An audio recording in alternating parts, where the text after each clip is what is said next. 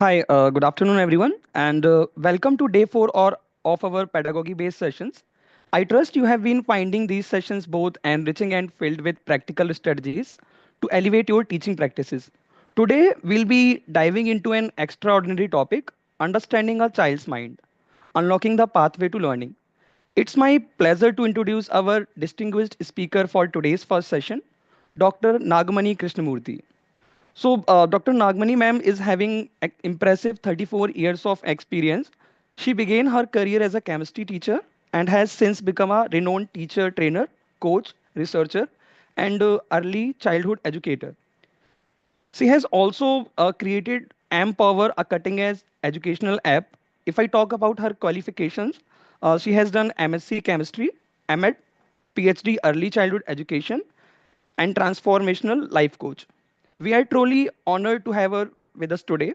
A quick note to all the participants, don't forget about the exciting quiz on December 21st after the finale session. Winners will be receiving Amazon vouchers worth up to rupees 25,000. Bring your best and aim high. Now, let's go through the housekeeping rules. Participants will be muted throughout the entire session. Please ensure you have a pen and paper to note important information. The chat box will only be enabled during the Q&A round and as required by the speaker. To receive your e-certificate, please fill out the feedback form that will be sent to your registered email ID after the session. And participants, please don't worry about the certificates that you have not received. By next week, you will be getting all the certificates. Now, without further delay, let's begin our first session, Understanding a Child's Mind. Over to you, ma'am. Thank you so much. A very good afternoon to everyone present here. And I think this is the third day in a row that I am interacting with you, and I'm so glad that you're all here. Aren't you excited to learn about the secrets into the mind of a child and see what we can do to nurture our young children to become very wholesome personalities? Before I start my session, I have a question for you, as always. What is the one thing which you wanted to understand about child's learning, which bothered you throughout and you have not found an answer? Could you please put it in the chat box for me?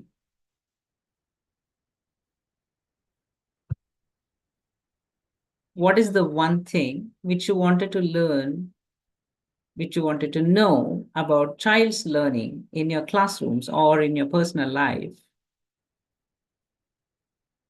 Can you please share it with me?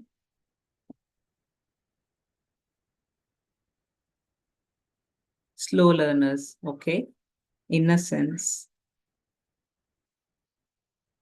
their understanding, how they understand different concepts, how to identify inner skills, Babita?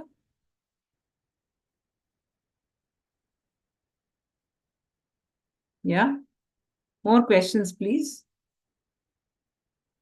The slow learner and their understanding, okay? Yeah, okay. Yeah, to be good human, tackling foul language, reason behind slow learning, discipline, the essence of what we try to teach. Yeah, yeah, interesting. Go on. I want you to tell me what you're looking out for so that I will serve you better. Questioning ability, yes. All right. Uh-huh. Yes, Varsha. We are all curious about that. Yes, time management, giving activity, changing their behavior. Okay. How to keep them active throughout. Yes. I think, yeah, getting engaged with children. All these are some of the questions we have when we think of interacting with children in our classrooms. Now, the one thing which you have to keep in mind is that the child is a developing individual. You should always remember that the child is a developing individual. Now, what do we mean by that? What do we mean by developing individual? You know, you will all come up with the nice definition of what do we mean by developing individual. But my question to you is slightly different. How do you understand that these children are developing? Each one of us in this audience understands developing in different ways. And some people understand that they are miniature adults. So, whatever the adult is doing, the child does the same task to a much less efficient level. Is that what you think is a developing individual? Say yes or no in the chat box, please. Do you think children are miniature adults? Say yes or no. No. Very good. Yes. Very good. Yeah. Go on, go on, go on. Yes. Yes, no, yes, maybe nowadays, yes. Okay. Okay. Okay. Let me break that for you. No, they are not miniature adults. They are not. They are developing individuals, mean that they are not having many of the concepts in place. That means the basic fundamental idea of a particular concept is not existing in the brain of a child. They are not miniature adults. They may physically appear like miniature adults, but they are not. Intellectually, emotionally, socially, psychologically, cognitively, they are not miniature adults. They are learning individuals. They are going to learn a lot of things and become adults, but they're not having micro quantities of what an adult has. That's a wrong notion. And this is where the problems will develop. As adults, we do not understand how we can deal with children because we assume that children are already aware of certain things, but they are not aware. They do not have even the crystal concept. I call it as a crystal concept because, let's say, what is a concept now? If you tell that this is your father, father is a concept. This is your mother, mother is a concept. You are Anu or you are Rohit, that is a concept. As an individual, the child has to identify itself as a child. That's a concept. Child is a concept. Mother is a concept. Father is a concept. Now, when you take young children, very young children, they do not know what a mother or a father or a child means.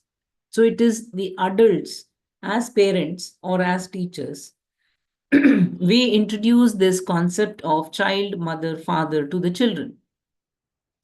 The way we introduce these concepts will form the crystal of the concept in the brain of the child. The first crystal which is formed in the brain is going to decide the development of that concept. So if you take a building, let's say you have the foundation here, can you build something here? No, right? You cannot. You can only build on the foundation. You cannot build somewhere else because this does not have any foundation. And therefore, we need to make sure that they get the right foundation. And on top of this foundation, we are going to construct a concept. We are going to provide the circumstances for the children to build a concept. Now, let us say we want to introduce the concept of mother. The mother has the mother is the decision maker in creating that concept as a mother. So the experiences which the child will get from the mother will form the crystal of the concept mother in the child's brain. And if that crystal is in the wrong place, instead of being here, let us say it is here, then the building has to be constructed here, but it has got shifted. So what happens to the paradigm of mother? Mother's concept actually is here and it is shifted towards one side. And therefore, it is a misconception which the child will get because of the interesting interactions the child has with the mother. This is not supposed to be done by mother or by anybody else who introduces the concept of mother. And that is why it is very important for us to understand what is the basic fundamental crystal concept which we have to incorporate in the child's brain in order to make sure that the correct concepts are formed. So let us take a look at what this means in terms of brain development in children. I request Akriti to play the, yeah.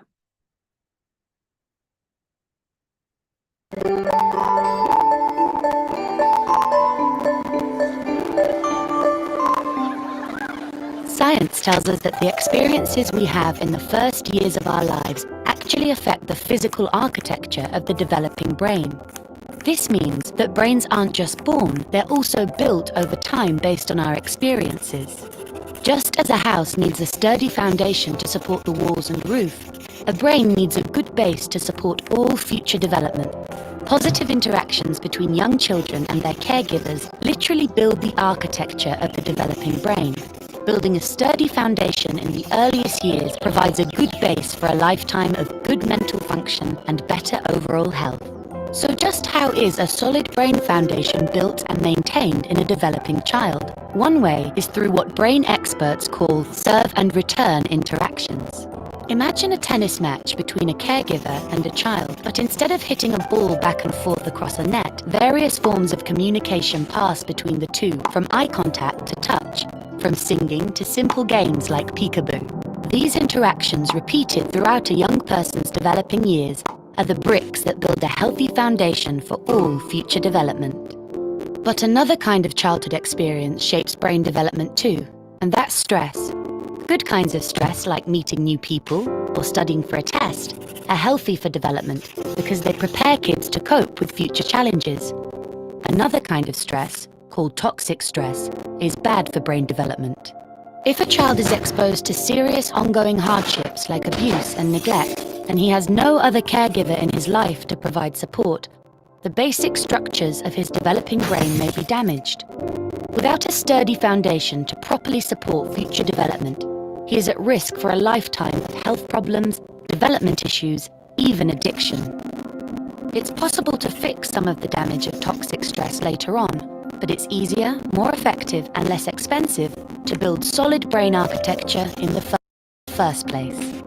One of the things building sturdy brain architecture supports is the development of basic emotional and social skills, an important group of skills which scientists call executive function and self-regulation, can be thought of like air traffic control in the child's mental airspace. Think of a young child's brain as the control tower at a busy airport, all those planes landing and taking off, and all of the support systems on the ground simultaneously demand the controller's attention to avoid a crash. It's the same with a young child learning to pay attention, plan ahead, and remember and follow lots of rules. Like all of us, kids have to react to things happening in the world around them, while also dealing with worries, temptations, and obligations on their mind. As these demands for attention pile up, air traffic control helps a child regulate the flow of information, prioritize tasks, and above all, find ways to manage stress and avoid mental collisions along the way. Having this ability is a necessity for positive and level mental health. Developing effective air traffic control, overcoming toxic stress, and building solid brain architecture are things kids can't do on their own. And since strong societies are made up of healthy, contributing individuals, it's up to us as a community to make sure all young people have the kinds of nurturing experiences they need for positive development. To build better futures, we need to build better brains.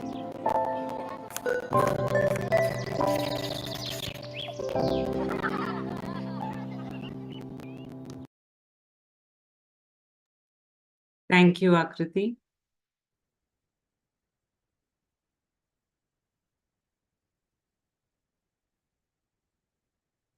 So we saw how the brain development is impacted by various interactions with the children are going to have with different individuals in their life.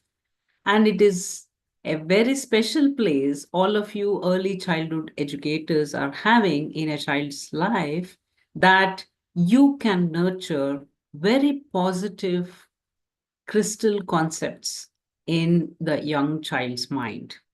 And you have the power to give them very rich experiences and positive experiences so that children become wholesome, positive, responsible, independent, and thinking individuals. So let us see what are the various aspects which we need to consider in order to give them a very rich experience in their early years. Now, I have talked enough about brain development in the past two sessions too, and it is important for us to understand that most of the brain development happens before they turn 5. And that is the reason why we are so interested in nurturing their positive brain development when they are very young. And we have seen that interesting interactions with children, which the adults have, will create the neural pathways. And since they are rapidly forming and rapidly developing, the reasons for adults, like the early childhood educators or the caregivers, should get engaged in rich interactions with the children is very, very important. This will lay the foundation for children to develop into wholesome personalities. So, what is it that we are trying to look at when we talk about interesting and engaging and rich interactions with children? Can you tell me what are the various occasions where adults can be toxic with children?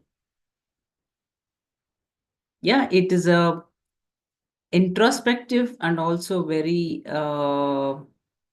difficult question I have asked, but I want you to be truthful and answer this question. It is not intended to target anyone, but I want you to think about all the occasions where adults can be toxic, whether it is you or somebody else, it doesn't matter, where adults can become toxic. It inspires us to become toxic. What kind of occasions inspires us to become toxic in children's lives? Can you just put it in the chat? Yes. Something negative is very difficult to think, isn't it? No, I'm not talking about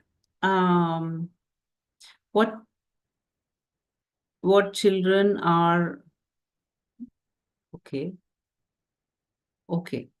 Comparison. When do you compare? Is my question. Yeah, religion concepts. All these you are viewing it from the adult perspective. I'm asking you, what does a child do which yes, marks, Shaina, very good. Yeah, children's marks, grades, prizes, achievements, all these will make parents to talk about comparison, right? They will start, their behavior is also something which will instigate parents to talk about negative things to children. Yeah, they compare with the peers, and when parents see other children having more milestones, or they're ahead of the milestones which their child is going through, then they will start thinking and comparing, and then they will be very toxic to their own child. Being too strict is not the thing what I'm trying to talk about here. Okay, anyway, so now what I'm trying to tell you is there are many occasions where adults will think that they should become mindful of others' children's milestones and not focus on their own child's milestones. This is where you, as an early childhood educator, will play a major role. Why I am saying that you will play a major role is because, as I told you, you are a very important person in children's lives as well as their families' lives. You can make or break a child's life if you didn't know that, right? You are a very, very important person, and you have the power to actually define the life of children in your classroom. And that's the reason you should learn how to utilize this power and become more powerful and stronger in creating positive personalities. And how you are going to do is by redirecting parents' thoughts and redirecting your own interactions with children. How are we supposed to redirect this? Let's say you have a small race in the preschool and you allow all the children to run the race. Obviously, all the children will not run at the same speed, definitely. They will run according to so many factors. Their strength on that particular day, their skill in running, their capacity to run for some distance, get their understanding of instructions. There are so many factors which will play in making children run at a particular speed. Their interest in running, all these are the some of the factors which I have mentioned. Depending on the various factors, the children will run at different speeds. Now, when they run, obviously, some children will run faster and some children will be average and some other children will be very slow. Some children may not even run. So these are the various categories we get. Now, as an educator, what is my responsibility? Should I compare them or should I talk about each child individually? So I'll ask one question at a time. Should I compare their speeds? And if so, yeah, yes, no, no. Yeah, go on, go on, go on, go on. No. Okay. Okay. Are you sure it's absolutely no? Yeah. Sometimes. Okay. Yeah. Be honest to yourself. Otherwise, you will not be able to understand what I'm trying to say. Correct. Yeah. Now, when you think of the entire class, let us take, for example, only 5 children in the class. Yeah. You can't say sometimes no. That is a very diplomatic answer. And early childhood educators are not supposed to be diplomatic. They're supposed to be very sure, right? Very assertive. Now, let's take 5 children who are running the race. Let's say only 1 child came first, 3 children came last, and 2 children were average. Okay. Now, when they are running, if you want to take a look at the statistics, you will say, okay, only one child is capable of running the whole distance and completing the race. Correct? And then you think that 3 children out of 5 children are lagging behind. Okay? And only 1 child is average. So what does this mean? Am I, as a teacher, am I failing in my efforts? Or is there something wrong with the children? Or is there some other factor playing on the child's running speed? Is the question. We should not and never compare the child's speed with somebody else's speed. That is not the standard. Somebody said that we should compare them for finding out their development. No. We should compare it with the standard developmental milestones and see whether they are on par with the expected milestones or not. Now, if they are not on par with the expected milestone, then I think we need to look at the various aspects and then find out the reason for their lagging behind. So when I say they are lagging behind, they are not slow learners. They are not lagging behind as a developmental uh, disadvantage, but it could be due to various other things. So this period is very, very critical for not only brain development, but also for enhancing their emotional well-being. So how do we make sure that they're emotionally also sound in order to make them achieve the developmental milestones in all the aspects of development?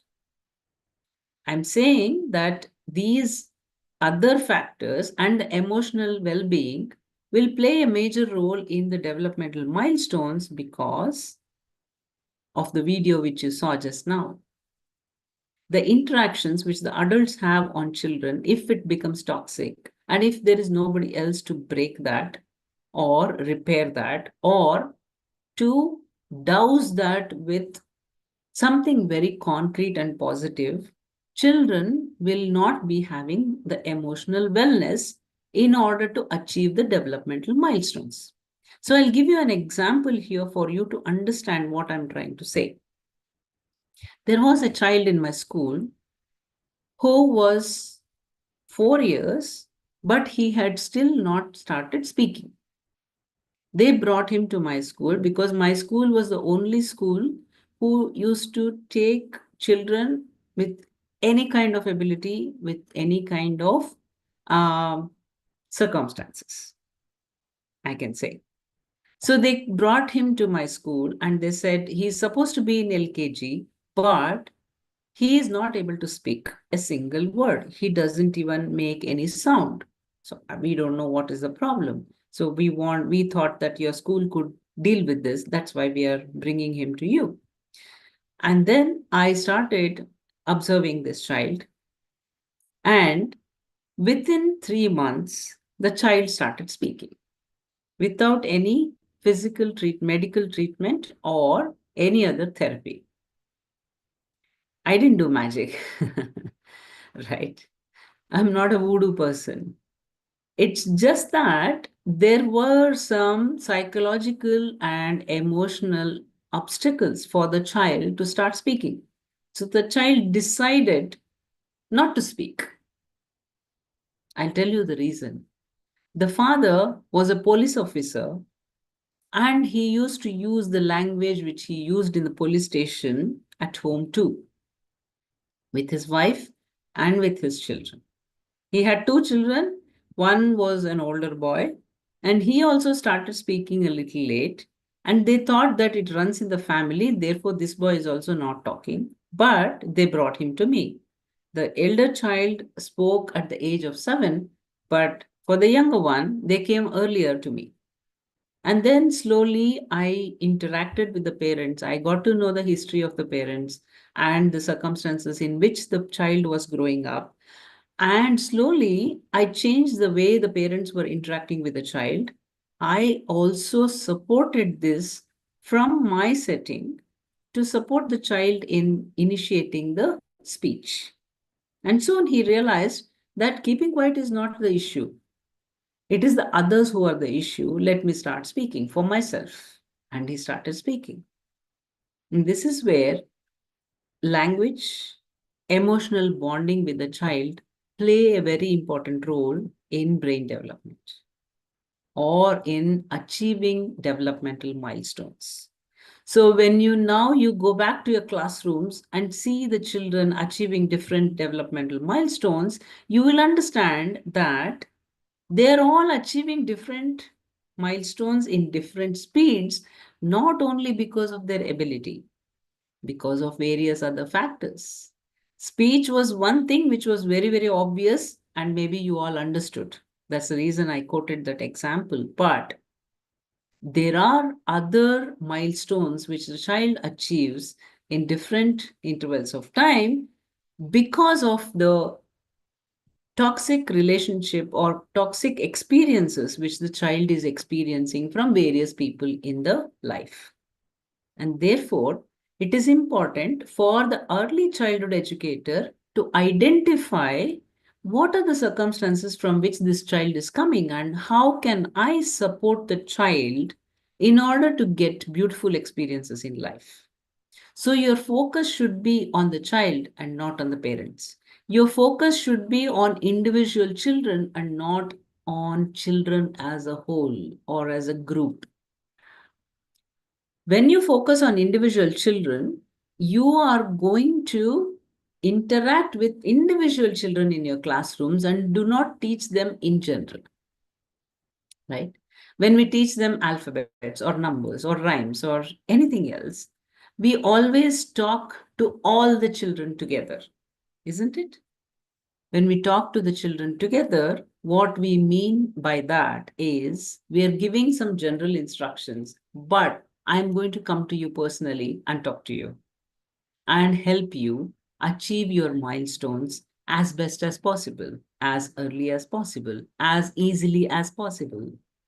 This is the communication which you need to give to the children. And then build a bond with every child in your classroom so that life becomes beautiful, not only for you, but every child in your classroom. And that is the special place you have in the child's life. So when you are talking to the child, you can encourage them to talk. You can encourage them to do so many activities without much effort if you build that bond with them. When you build the bond, you are just making sure that the child places trust in you and believes that you will always be there for the child. This kind of emotional security is very important for cognitive development. And once we establish that emotional security, cognitive development automatically blooms. And if they are cognitively active, all other developmental milestones will be achieved very easily by the children. And when all the children are achieving, you as an educator or a facilitator will be inspired to teach more, to interact more, and to build stronger bonds with children so that you can experience the joy of these children's development. And it so happens that if you are building this emotional connect with the children, the brain development is completely altered because of the positive influence you are having on the child. And emotional wellness is something very, very important as soon as a child is born, maybe much before that. Many people, many researchers across the world are working towards how you should plan to become a parent. It's not just giving birth to a child as an automatic offshoot of getting married. That's not the thing. You should be mentally, cognitively, emotionally, psychologically prepared to become a parent. Because becoming a parent means that you're taking on a responsibility for life. Becoming an early childhood educator means that you are committed to the children in your classroom, to the children in your world, to the children everywhere. Whether you are working with children within the classroom or not, you are a responsible person for any child who enters your life, even if it is for a minute. You are responsible. That's the commitment with which you have to work towards early childhood education. Now, how can we make interactions very beautiful for children? What are children very fond of? They are very, very fond of playing. And play is something which we all love, isn't it? How many of you want to play? How many of you want to play? Say yes in the chat box. Yeah, right. all want to play, isn't it? Even when we are adults, we have the child within us who wants to play. And play is a way where children will try to understand the world around them. So, as educators, what is our responsibility? We are not supposed to become serious at all. The one segment of teaching where teaching is not serious is early childhood education. You should have fun. As educators, you should have fun, and you should give fun experiences to the children in your class and take back fun home. That is what you should do in your life. If you are being stressful as an early childhood educator, talk to me. You should not be. Okay. So when I asked you the question, what's the one thing which bothers you in children's learning? You gave me a lot of situations, right? You talked about slow learning. You talked about behavior, right? Or not able to achieve something very easily. All these are different circumstances. And in that, I think behavior will become very obvious, and it is the behavior of children which bothers parents and teachers. And that is the one thing which we want to control. Now, how do we control this behavior? Should we control this behavior? I say no. But if you want to see better behavior in the children in your classroom, use play. Children want to play. That's it. They don't want to do anything else. And you want them to learn a lot of things. So that is where the play and the learning comes together. It is not a big deal to help children play, but it is a big deal to make children learn concrete concepts during play. On their own, they explore a lot of things. Do you agree with me? Out of their curiosity, they explore and they learn a lot of things when they are playing. They come up with different situations and they try to solve these situations on their own. Say, for example, they're trying to solve a puzzle. They will not be able to solve it. So they go on exploring, they will try to match different pieces. Let's say it's a 10-piece puzzle and they're trying to get a picture of something. They don't know what is the picture about, right? And they'll see portions of a big picture and they will visualize what could be the bigger picture. Let's say they're trying to make a whole apple with 10 pieces of different parts of the apple. And they're trying to fix it in the correct order. They will not be able to fix it in the first instance, but they will explore. They will think maybe this will fit, maybe not. They will try. They'll try keeping it there and they'll try solving the puzzle. And then they may or may not achieve that. Some children will go till the end and they will try to get it right on their own without asking any help from anyone, and they should not get disturbed. That's the only condition. They go on trying. Suppose you go in between and I ask them, do you need help? They'll say no. Or they will ignore you. They don't even want to listen to you because they are completely immersed in solving that problem, in solving that puzzle.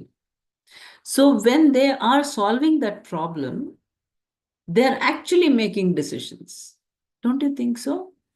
When you take one piece, the second piece which they pick up is a decision making.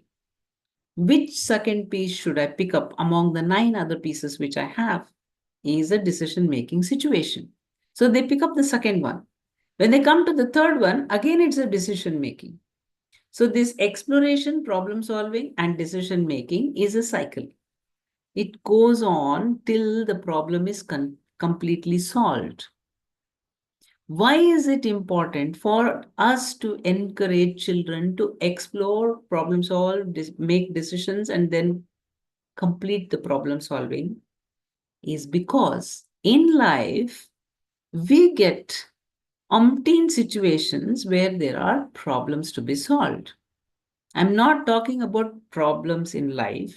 I am talking about circumstances in life where there is a situation which needs to be resolved, where there is a difficult situation which needs to be eased, where there is a complex situation which needs to be simplified, where there is no scope for a pathway out of that crisis situation and they need a pathway. All these situations are very, very common for every one of us, and nobody is an exception. And this is the reason why children have to be wired that way to explore, to solve the problems, to make decisions quicker and sharper and wiser. And that is where the cognitive development comes into picture. So, how are we going to make children enjoy playing while encouraging them to learn how to explore, how to solve problems, how to make decisions? Anyone? Any answer? How do we make them learn problem solving while playing?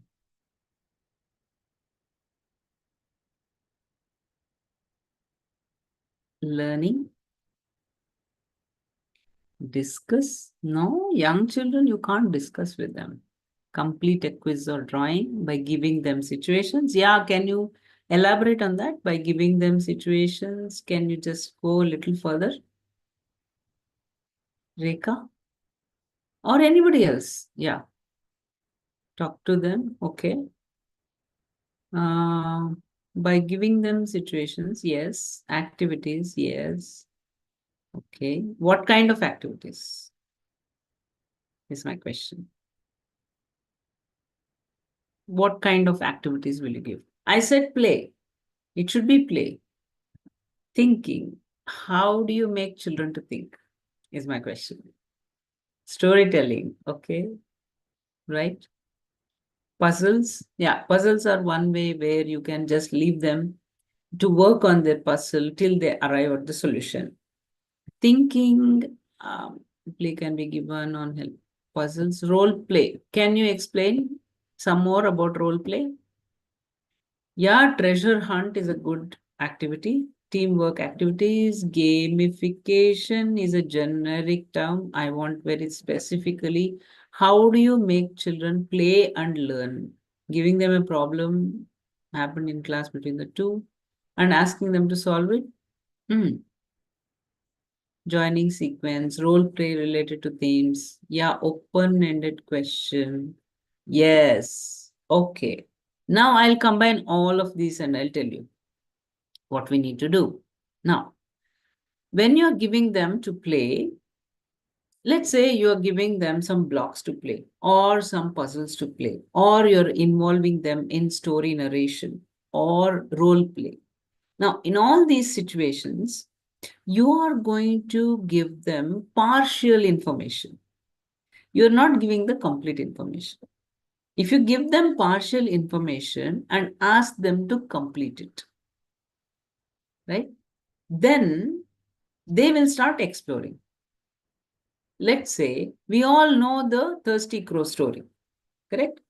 Now, I used to say the story like this.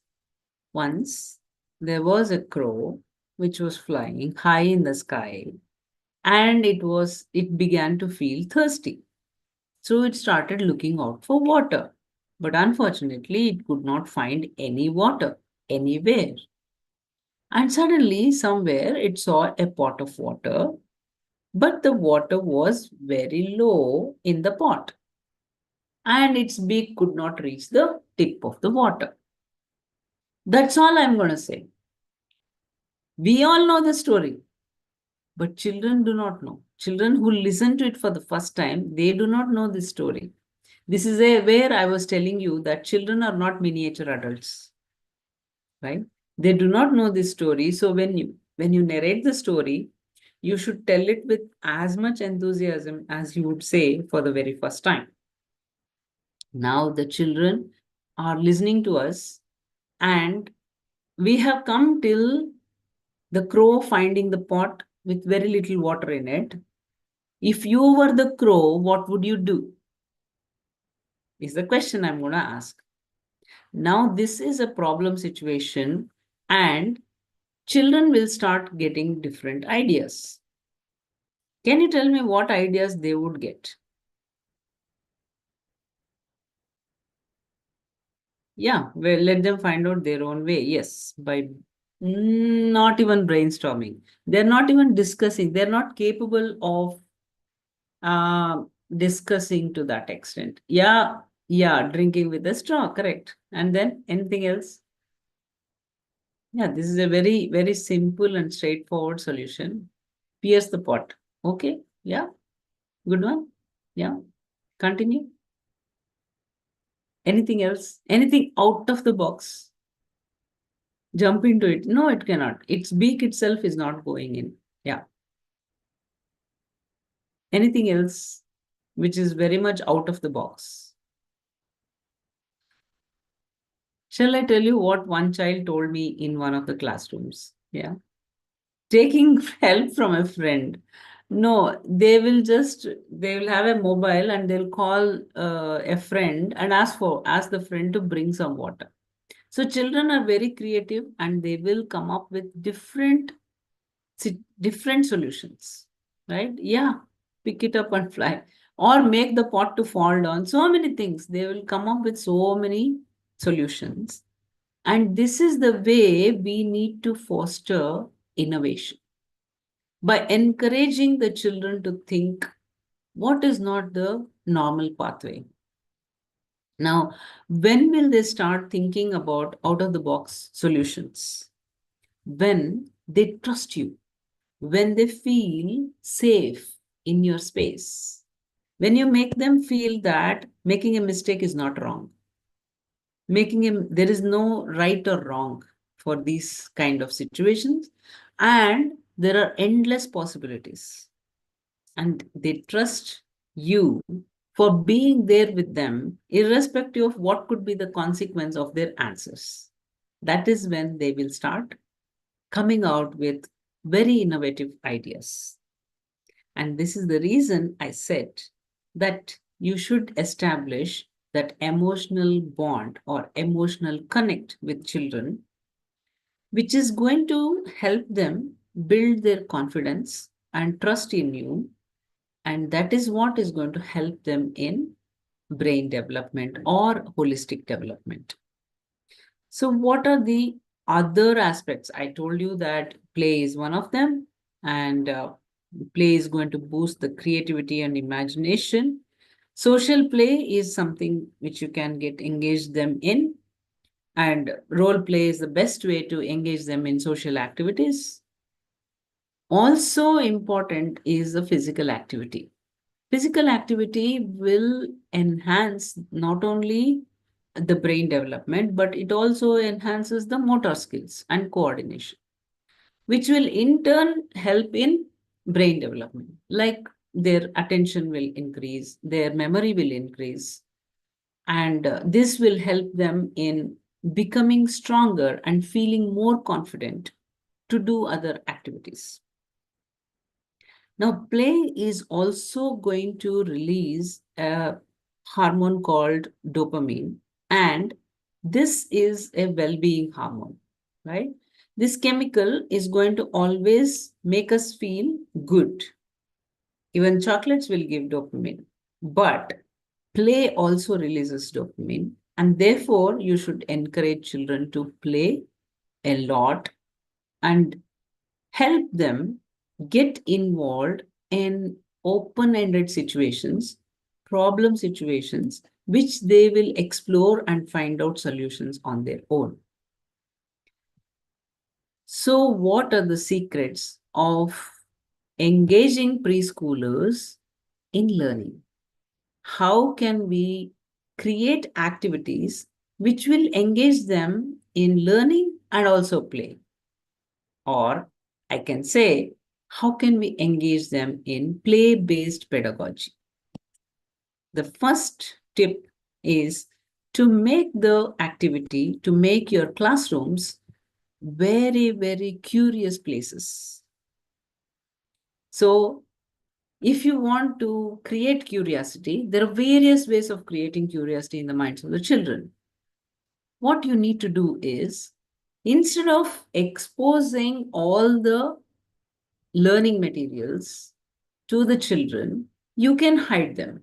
Every time you take something to the classroom, do not hide them in the same way. Use different techniques for revealing the object which you are taking to the class.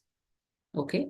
And that will create curiosity. And once they start seeing curious situations every day for at least 15 days, they will decide that you're always creating curiosity in your classrooms. So they'll be eagerly waiting for your classroom. Okay? They'll be very eager to enter your classroom, and they will be very eager to get engaged in all the activities which you're going to give them. The second one is storytelling. And this storytelling should be very, very empowering for the children. You should not tell the story as though you're telling it for the umpteenth time. Instead, you should be inspired to tell the story with actions and body language, which will inspire children also to enact along with you. And this will help them to build the crystal concepts and also helps them in developing their social emotional skills. And when I talk about stories, the role play comes into picture. So you have to incorporate all these strategies in such a manner that there is a purpose behind your role play. You can take simple everyday situations for your role play and help children to learn the correct behavior. And that is when children will become perfect because they are practicing when they are doing the role play. So, is this all? Definitely not. The most important aspect is to bridge the gap between the parents and the teachers. You have strategies to engage the children into in-play pedagogy, and you are able to modify their behavior, help them understand what are the correct concepts, what are the right behavior in different situations.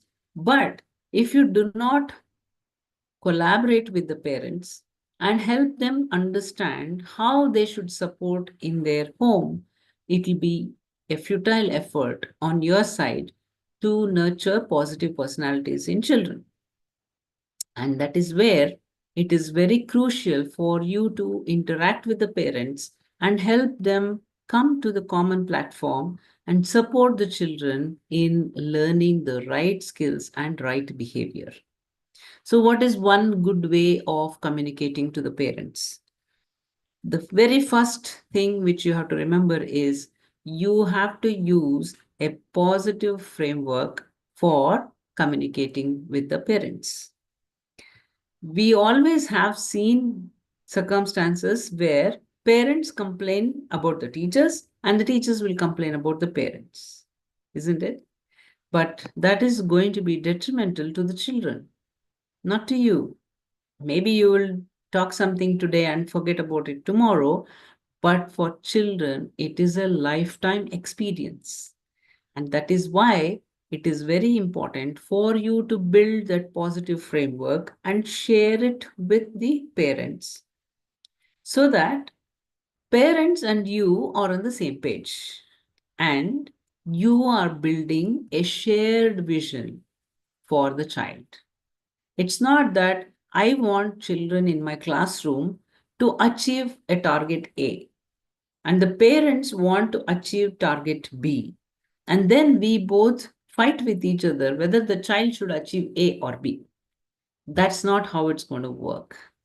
Both of us should come to an understanding and we should have a shared vision for each individual child and say that this child is going to achieve A, B, C. Another child is going to achieve XYZ. It's fine. But with every parent, with every child, you have to create a shared learning vision and you have to work towards the common vision instead of working on them separately and from opposite sides. And that's the reason I say that the most important social relationship in a child's life is between the parents and the teachers. I am not talking just like that, or I'm not sermonizing. I have practiced all of this in my school, and I want you to take a look at the concept of child development in Balavikasa. Akriti, can you please?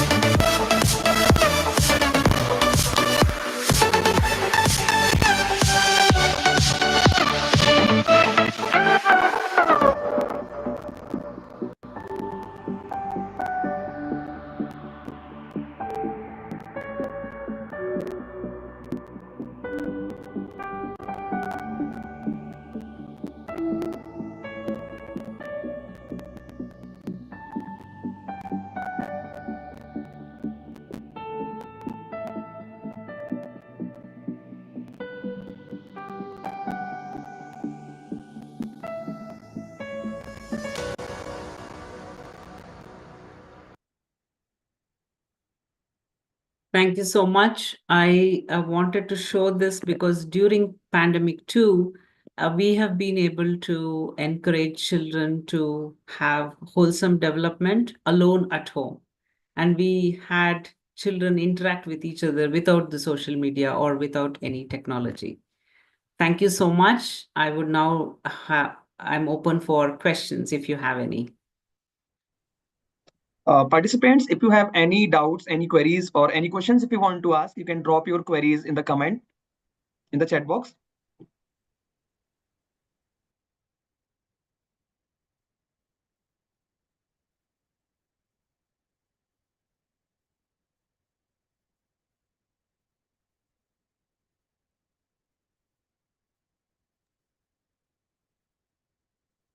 So, ma'am, we are receiving so many positive feedbacks for your session. No doubt it was very informative, very insightful session. Thank you, ma'am, for such a thought-provoking, engaging, and interactive session on Journey into a Child's Mind, Unveiling the Secrets of Learning. We have gained an abundance of valuable knowledge and actionable insights today.